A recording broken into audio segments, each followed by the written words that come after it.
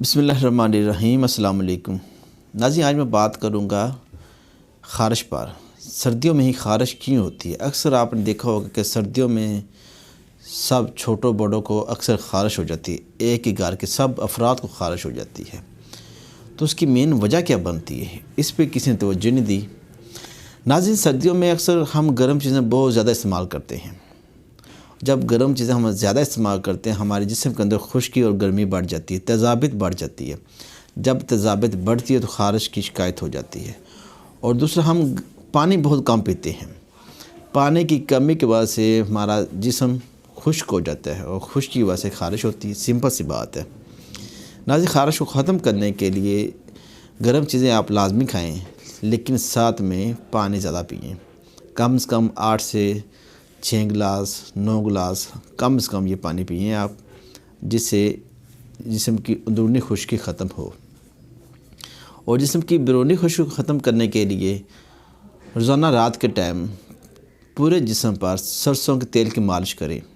کوئی 4 سے 5 دن آپ مالش کریں تو آپ کے یہ جو رات کو مالش کریں، صبح اٹھ کر نہا لیں۔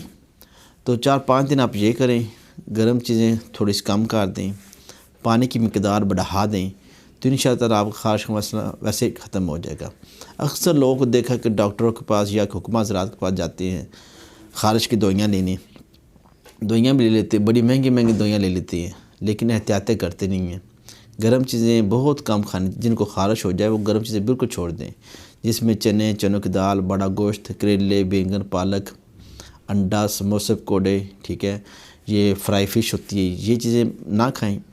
آپ جو استعمال کر سکتے ہیں اس میں پانی زیادہ پئیں، پھل استعمال کریں، پانی والے پھل جیسے کہ فروٹر آ جاتا ہے، موسمی آ جاتی ہے، یا کہ مالٹا، میٹھا مالٹا بھی تقریباً ٹھیک ہے، لیکن یہ بھی خارش پیدا کرتا ہے، کھٹا ہوتا ہے۔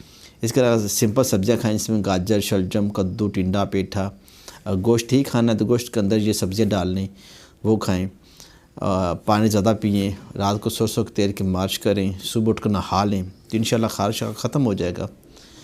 تو ہماری یہ ویڈیو اچھی لگے لائک اور شیئر کریں، مزید ویڈیوز اور معلومات کے لیے ہمارے چینل کو سبسکرائب کریں، بیل آئیکن پریس کریں، تاکہ ہر آنے والی ویڈیو سے ہم مستفید ہو سکیں۔ دعا میں یاد رکھیں۔ اللہ حافظ۔